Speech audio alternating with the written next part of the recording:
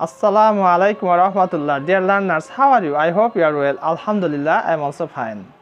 Today I would like to talk a very important topic that is most common quarreling or rebuking sentences in our practical life.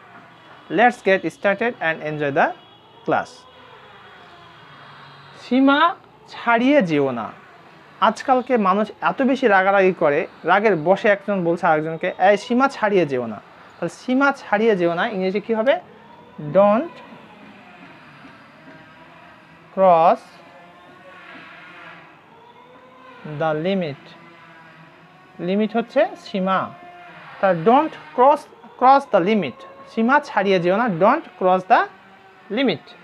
থাপ্পড় দিয়ে দাঁত ফেলে দেবো। থাপ্পড় দিয়ে একেবারে দাঁত ফেলে দেবো। তাহলে থাপ্পড় দিয়ে দাঁত ফেলে দেবো ইংরেজিটা কী হবে? আই উইল স্ল্যাপ, মানে থাপ্পড় মারা, slap of your teeth. I will slap of your teeth. আঙ্গুল নামিয়ে কথা বলো। এত বেশি রেগেছে আর আঙ্গুল তুলতেছে আর কথা বলছে, তখন বলছে আঙ্গুল নামিয়ে কথা বলো। তাহলে আঙ্গুল নামিয়ে কথা বলো ইংরেজি আমরা কি বলবো? Keep your finger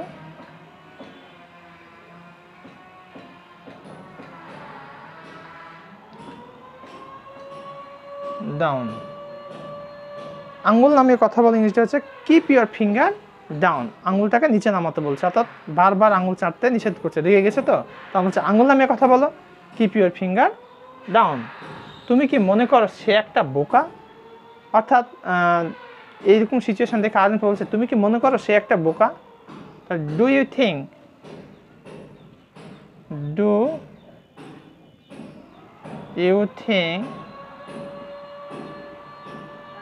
she is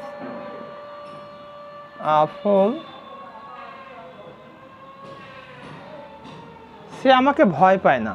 সে আমাকে ভয় পায় না। তাহলে আমরা এটাকে ইংরেজিতে কি বলবো? she is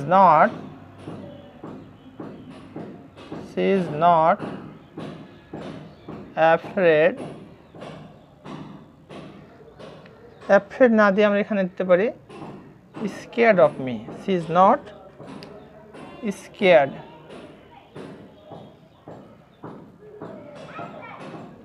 SCARED, scared of me. she is not scared of me. আমি তো দাঁত ভেঙে দেব। আমি তো দাঁত ভেঙে দেবো, মানে রাগের বসে এমন একটা অবস্থা, তখন বলছে আমি তো দাঁত ভেঙে দেব। তাহলে আই উইল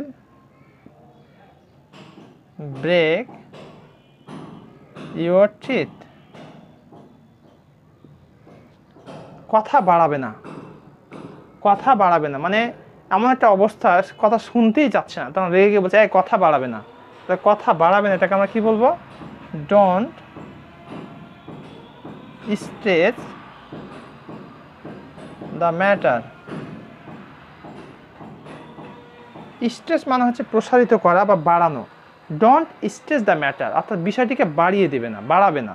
তাই বলছে কথা বাড়াবে না, ডোন্ট স্ট্রেস দ্য ম্যাটার। গলা নামিয়ে কথা বলো, মানে এত বেশি কণ্ঠস্বর রাখো, চিৎকার চেঁচামেচি করতে বলতে গলা নামিয়ে কথা বলো। তাহলে গলা নামিয়ে কথা বলতে আমরা কী বলবো? Keep your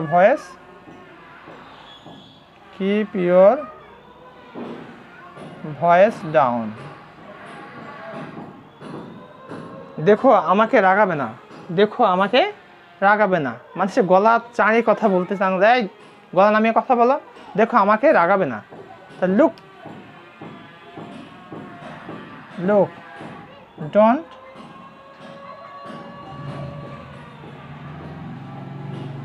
make me angry. Don't make me angry. এক পাও নড়বে না। পরিস্থিতি এমন হয়েছে বলছে এক পাও নড়বে না। তাহলে কি আমরা একটা ইংরেজিতে বলবো? Don't move a step. Don't move a step. আমরা প্রায়শ চালাকি করি, তখন দেখা যায় কষ্ট হয়, তখন বলা হচ্ছে চালাকি করো না। তাহলে এটাকে ইংরেজি আমরা কী বলবো? Don't be clever. Don't be clever. এটা তার ভুল ছিল না। কোনো একটা প্রসঙ্গক্রমে দেখা যাচ্ছে যে একটা কথা ভুল হয়ে গেছে, কিন্তু সত্যি ভুল ছিল না, তখন বলছে যে এটা তার ভুল ছিল না। তাহলে এটাকে আমরা কি বলবো?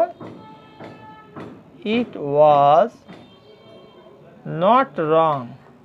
এটা তার ভুল, it was not his wrong, it was not his wrong.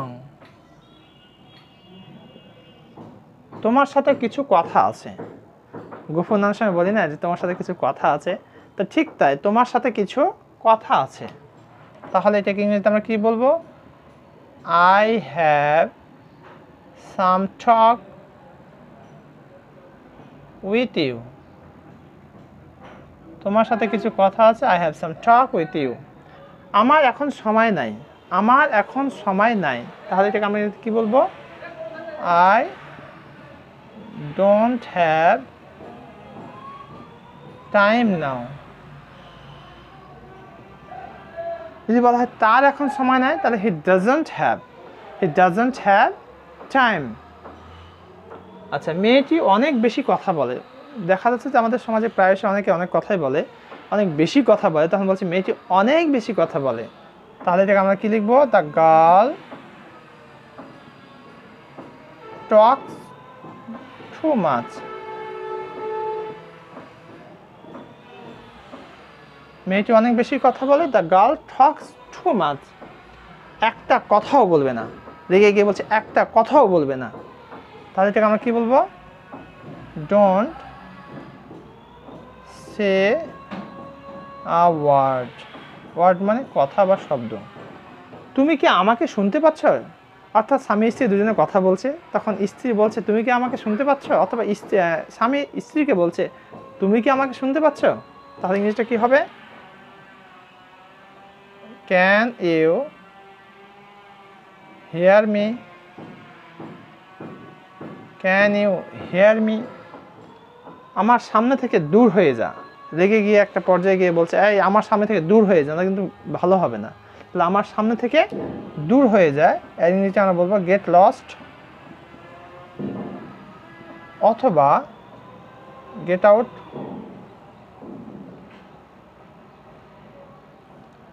Of my sight, of my sight. জাহান্নামে যাও। একটা বার করতে কোথায় যাবো আমি? আপনার সামনে থেকে দূর হয়ে যাবো, যাবো কোথায়? জাহান্নামে যাও। তাহলে জাহান্নামে যাও, গো টু হেল। হেল মানে হচ্ছে জাহান্নাম বা দোজক। সে ভুলের জন্য ক্ষমা চাইছে। স্যার সে ভুলের জন্য ক্ষমা চাই, ক্ষমা করে দেন। তাহলে সে ভুলের জন্য ক্ষমা চাইছে, ইংরেজি কি বলবো আমরা? হি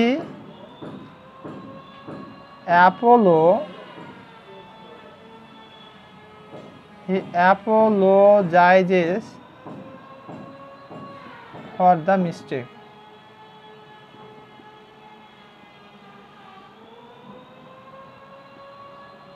He apologizes for the mistakes. সে ভুলের জন্য ক্ষমা চাইছে, he apologizes for the mistake. আচ্ছা, আমাদের পৃথিবীতে যত সৃষ্টি রয়েছে, আল্লাহর কাছে এমন কিছু আছে যেটা জানে না? সবই জানেন। তাই আমরা বলছি আল্লাহ আমাদের সব অপকর্ম জানেন। এটা ইংরেজি কি বলবো আমরা? আল্লাহ knows all our misdeeds. মিসডিডস মানে অপকর্ম। সে একটা দালাল। দেখা যাচ্ছে অনেক কথা বলে, এদিক ওদিক লাগায়, তখন বলছে সে একটা দালাল। তাহলে হি ইজ এ ব্রোকার। তোমার বন্ধু একটা বদমাস। কথার প্রসঙ্গক্রমে একটা চলে আসছে, তখন বলছে তোমার বন্ধু একটা বদমাস। তাহলে এটাকে আমরা কি বলবো ইংরেজিতে? Your friend is a rascal. এটা একটা গালি অবশ্যই। এক লাথি মারবো, এই ধরনের যখন কথা বলছে তোমার বন্ধু একটা বদমাস, তখন বলছে এক লাথি মারবো। তাহলে I shall kick you. Kick মানে লাথি মারা। আমার পিতা কখনো এই অপমান সহ্য করবে না। তাহলে এটাকে আমরা কিভাবে বলবো? আমার পিতা, my father will never tolerate this insult. তাহলে আমার পিতা কখনোই এই অপমান সহ্য করবে না। My father will never tolerate this insult. আমি এই অপমান কখনো সহ্য করব না। I will never tolerate this insult. সে তোমার কি ক্ষতি করেছে? তাহলে what wrong has he done to you?